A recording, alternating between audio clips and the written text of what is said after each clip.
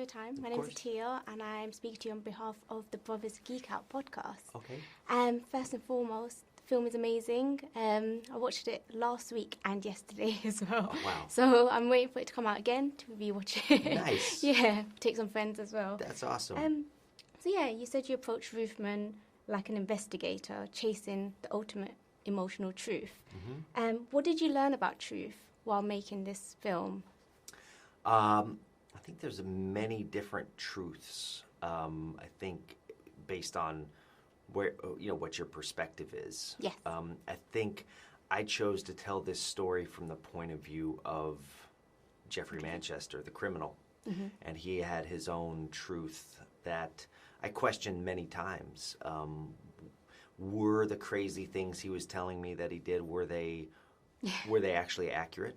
And I would talk to the police and read the police reports and realize, yes, they were accurate. Were his choices, which I saw, which he told me, they came from the place of his heart and humanity? Were they, if I would speak to the police, they would have a different feeling about what his choices were. And I think what I chose to do is tell the story from his point of view so that you could feel kind of the heart of this robber and feel the humanity of this robber. Whereas if I would have told the story like a TV show or something from a cat and mouse police, I think it would have been different. It would have been about getting the criminal, the person off the street. But I guess I was really compelled by the conversations I had with his girlfriend and the pastor of the church, who saw him as like such an adventure and saw that time as an adventure. So that was their truth. Their truth was that this person came into their lives for 2 to 3 months, and they had the greatest experience of their life. And the flip side to that experience was also a lot of pain and tragedy. But it didn't diminish the moments. And so, that was their truth. But I think every person kind of carries their own, I guess, emotional truth. And then if you make a movie about it, it becomes like a cinematic truth. Of course, yeah. I really felt the impact he made on everyone's life. And watching the film, it also made an impact on me because I had no idea about his story. So I was expecting, this is just a story about a bad guy getting caught, but there was so much more to it in that sense. Well, the thing that makes him an interesting character to me is that contradictions. That he's a criminal that locks people in freezers, but gives them jackets. Yeah. He's an Army vet who escapes prison and doesn't live in the woods. He lives in a toy store. Yeah. So I think those are the things that make him compelling. And ultimately, when he was at an airport with a plane ticket ready to go to his freedom, he turns around to say goodbye to his girlfriend because he can't just ditch her. And I think that's ultimately the story of a guy whose heart and his humanity is the thing that makes him, in fact, a bad criminal. Yeah. And so I thought that was worthy of... Oh, yeah. I was at that scene, I was like, just go, get on the plane. But I really appreciate that he didn't ghost her. So, yes, exactly, exactly. Working with Channing Tatum, obviously, what made you feel he was right for Jeffrey? How did the kind of collaboration evolve? Did he have an input into the role? Of course. So I've always loved Channing. First time I ever saw him was in this movie, Guide to Recognizing Your Saints. Yeah. I remember seeing him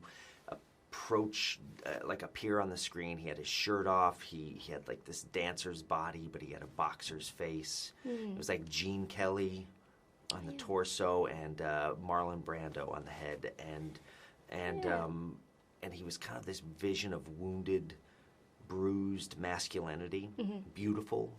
And over the years, he was like amazing in action movies. He was hilarious in comedies. He was so romantic in love stories.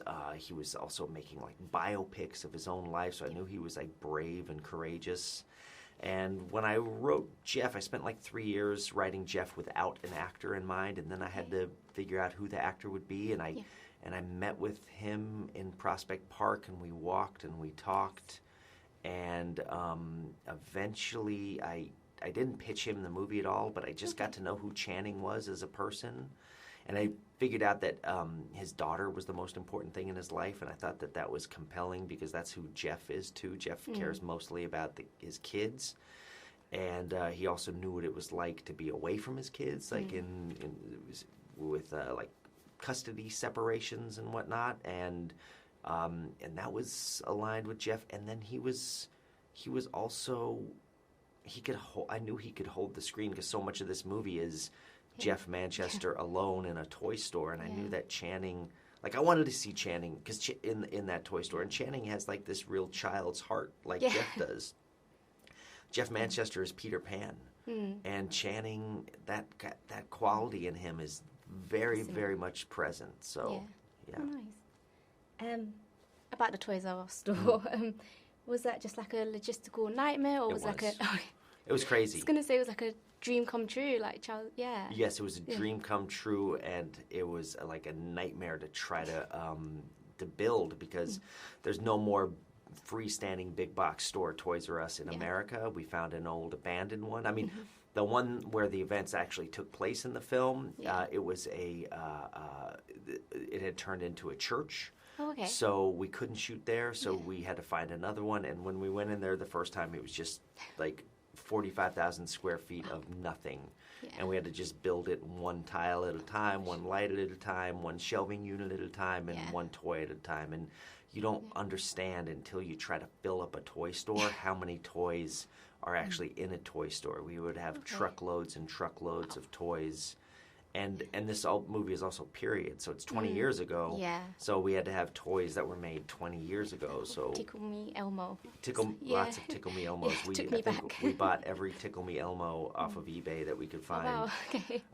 And that story where he beats up the Tickle Me Elmos is, that I didn't write that. That was what Jeff did. I think because when you're locked in a toy store, it's a lot of fun for like the first month or so. Yeah. But then the Tickle Me Elmos start laughing at you, and you might have to take a wiffle ball bat to them. All been there. Yes. You spoke before about the real people in Jeffrey's life. How important was it to source them out, speak to them, and really gather the information about Jeffrey to incorporate within this film? I had to talk to the real people because, for one, I had to validate the truth of the actions, the facts, and then I also had to validate what I was feeling with Jeff because I liked Jeff. Yeah. I found him to be optimistic. I found him to be generous and warm, and I was thinking to myself, is this guy just manipulating me?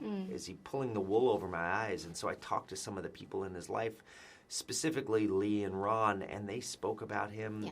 They kind of mirrored my feelings about him, and so I decided to kind of follow that truth of what I felt and what they felt for him. So I even felt that with the police officer, she didn't really have anything bad to say about him. It was more just her job was to just find him. Yes. And he was really easy to be taken, didn't cause her any problems. Yes. So yeah, I think what's not in the film, but what Jeff said when he was arrested was he said, "Good job, guys." Oh wow, okay. He congratulated them. Oh, nice. That's interesting. Yes.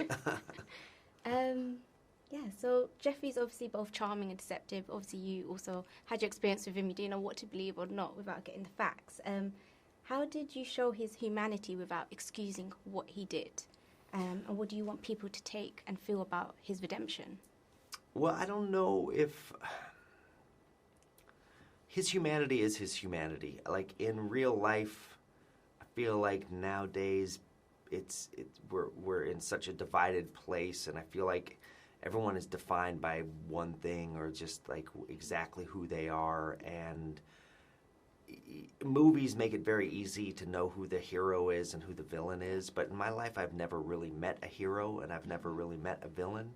I've met people that have done heroic things and I've met people who have done villainous things, and sometimes they're the same person.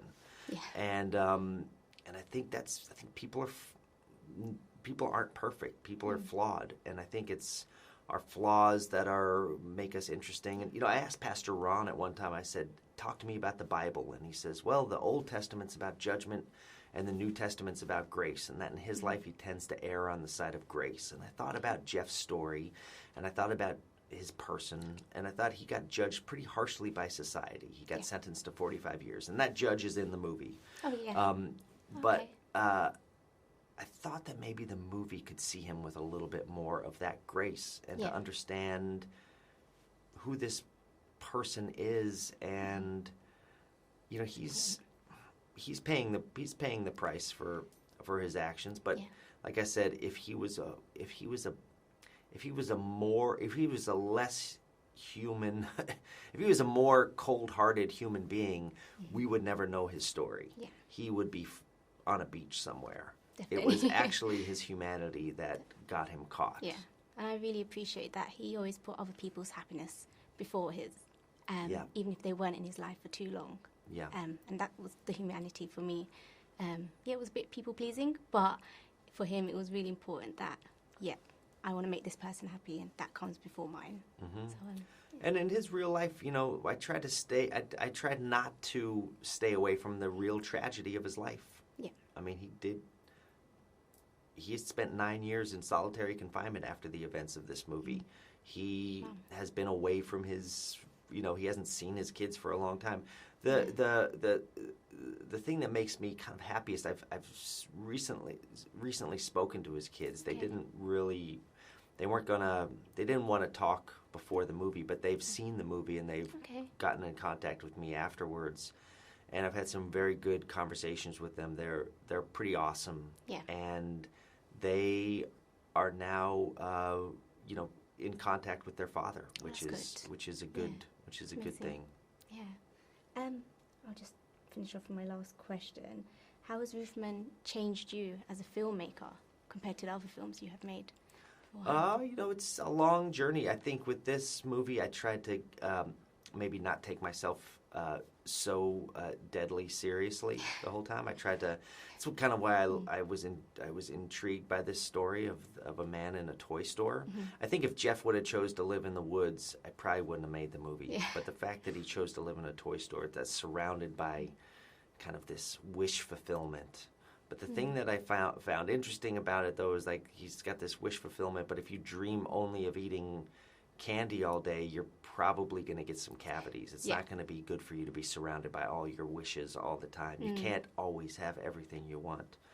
I don't know. It was fun and challenging to make a movie where, like the darkness or the seriousness of some of my other movies becomes kind of like a cocoon of safety for me. So I kind of put myself out of my comfort zone but I've always thought that, like, you know, if you slip on a banana peel, people laugh, but it hurts. Yeah. It's pain. So I try to find the essence of that, where comedy and tragedy kind of intersect. Balanced really well. Yeah, thank you. Thank you so much for your time. Yeah, thank you for your time. It's been lovely to meet you. Awesome to meet It's actually you. been an honor for me because The Place Beyond the Pines is like one of my all-time favorite films. Oh, that's so cool. Thank you so much. Thank you so much. Yeah. Thanks for watching, and make sure you follow us on all our socials. You got X, TikTok, Instagram, and Threads, and do subscribe to the YouTube channel for more of the long-form content and the breaking news. Also, guys, if you guys are on the commute, you can find us on Apple Podcasts, Amazon Music, and Spotify. And there's some more videos for you guys to watch.